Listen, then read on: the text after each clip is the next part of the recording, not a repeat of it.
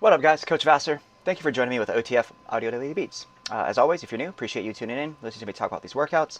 Information is in the description to support me. If you have any feedback, any criticism, let me know. It helps me develop, change how these are presented to give you more insight. We're going to break down Tuesday, November 4th, which will repeat on Friday, the 21st. We're going to see endurance on the treads, strength on the rowing, and endurance on the weight floor. We'll talk about the 2G, break down the 3G as well. So for key concepts today on the treads, each block has 4 builds. You start in base, and you add efforts on each build until finishing with an all-out. This is going to be very reminiscent of the Hell Week workout with the add-on situation. Okay, for the rower, every time you row, it's a 20-stroke push row. In the 3G, you'll also see 15-stroke push row. On the floor, you begin with high reps, then move into strong and stable pairs to build both strength and balance. Dumbbells, straps are going to be used. Be mindful of that space. So if you have benches, either put them off to the side or just be very mindful of that. So when we look at the tread side for the 2G, we'll see 2 blocks. The first one is 11.5 minutes, a 90-second recovery, and then 10.5 minutes. We're going to see a total of 4 builds. Each build gets progressively longer as we add on things. Now the call out here is we want to establish the intensities for the 5 different efforts we'll see, and then try to maintain them as we move into the next block.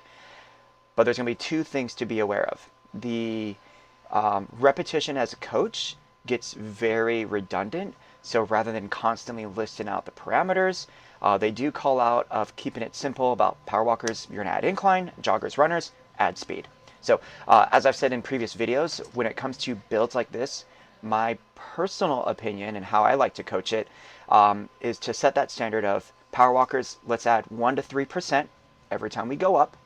Joggers and runners, let's add 0.1 to 0.5 or more every time we go up.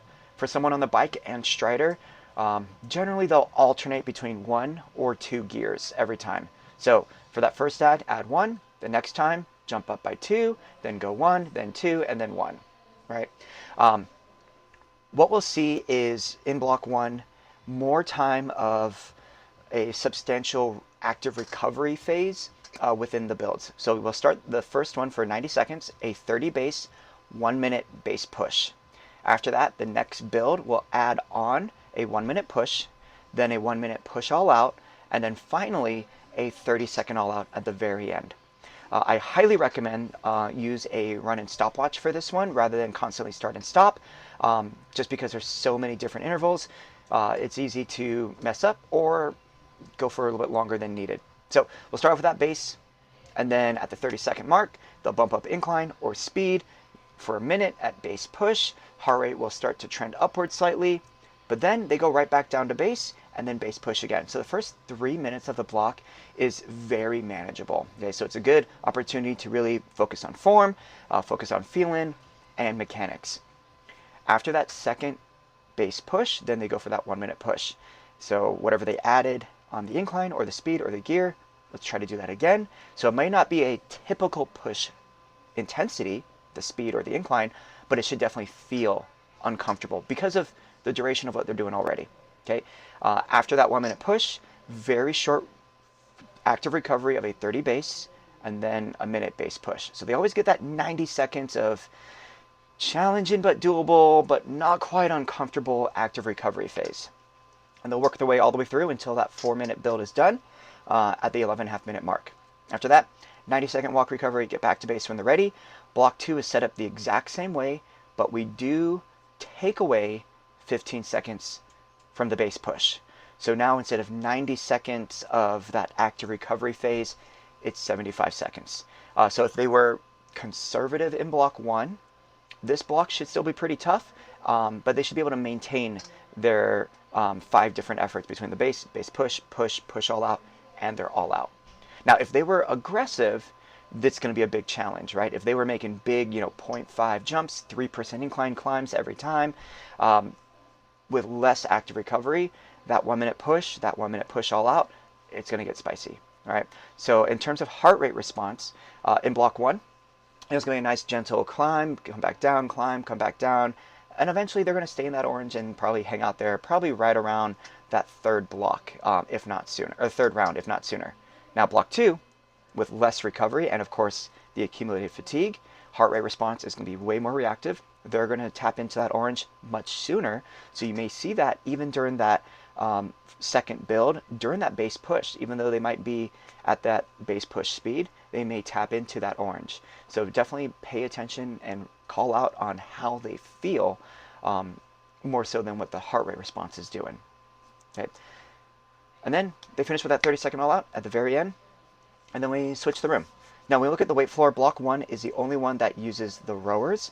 We're going to see goblet, alternating forward lunge with torso rotation for 16 total reps. If you have space available, I prefer doing either reverse lunges or doing step-ups rather than just getting rid of the lunge and doing like a squat, mostly to keep the unilateral work. Okay. If benches are needed for someone, I would try to only have that bench out for that 1 or 2 people rather than for all stations, because we're also using the straps today. And depending on your studio layout, it could get very, very crowded. So 16 total reps, forward lunge, rotation, they twist over that front leg. If they're going to do a step up, I would actually recommend they do the rotation while their both feet are on the floor. So they step up, come down, rotate, just for some more stability, and they don't have to worry about like losing their balance on top of the bench. Then that pairs up with 16 reps of the dumbbell reverse fly. Very high rep count. So one thing to be very mindful of is, of course, body positioning. People will go heavier than they think they should go, and you'll see people kind of swing and bounce. Try to minimize that as much as possible. Focus on that controlled tempo, 2 up, 2 down. If anything, if the member is okay with this, grab that kneel pad, place it on their back, right, and just leave it there. Right? So if their back is, if they're here and they're doing the reverse flies, place the pad the same orientation of their spine. Okay? So as they're doing the fly, if they're bouncing up and down, that pad's going to fly off. And that's a great way to kind of show them like, hey, you're using momentum rather than the controlled movements of, the back of the shoulders to pull and lift up the weight. Great alternative for this one is go into either a strap high row, so they eliminate the hinged position. They could also split their stance. And do either reverse flies in that split stance or high rows. Either way, it's going to be a very similar muscle group. Of course, just a shortened range of motion, and the lever arm is not as far out, so it's a little bit easier. Then that pairs up finally with the strap single arm reach with rotation. They'll do 8 reps per side. When they head to the rowers, it's a 20-stroke row, 24 strokes per minute. Math works out where this will take people 45 seconds. It's that simple. 45 seconds, right? So if they're finishing that in 30, they were obviously not counting right, or they were going way too fast. Ideally, with 20 strokes, getting at least 10 meters per stroke, we should see them hit, at least 200 plus meters. Typically, I see people get around 250 or so, which is amazing for that. Because once again, the idea is taking the time on the return, make the water slow down, which forces them to drive back harder to get that water to pick up speed again. So they're not using momentum, they are trying to generate power through that lower body and overall muscular strength. They'll do that for 11.5 minutes, probably see about 3, maybe 3.5 rounds total. And then on the second block, it's just on the floor. We're going to see strong and stable. So they're going to do a single arm dumbbell squat, 5 per side, into a single leg squat with the strap, 5 per side. The call out for this one is they do recommend for the light to moderate weights for the stability movements, because it's all about balance control, not max load. So obviously the strap movement, that's body weight. But then we are going to see some other balance movements on the next part. Okay, so they've got the single arm squat, single leg squat. They'll catch their breath, and then strap bicep curls for 10 reps. They'll rest, do it again. And then we move into the next back-to-back strong and stable dumbbell tricep kickbacks into a balance overhead tricep extension. So they're going to stand on one leg, both arms hold the dumbbell, all the way down, all the way up, 5 per leg. That's the one where, hey, light to moderate weight, prioritize balance, nose in line with the belly button, hips are stable rather than tilted. Think about trying to lift the toe, squeeze the quad, the glute, and on the planted leg, hips are tight as well, knee is soft, and spread their toes in their shoes to help get more contact, to help spread that pressure through the entire foot and that allows them better balance. Okay. After that, they hit into the strap cross back lunge. They'll do one side for 5 reps, then the other side for 5 reps. Of course, if that small rotation and that cross back bothers that front knee, regular reverse lunges, but still make sure 5 on one, 5 on the other.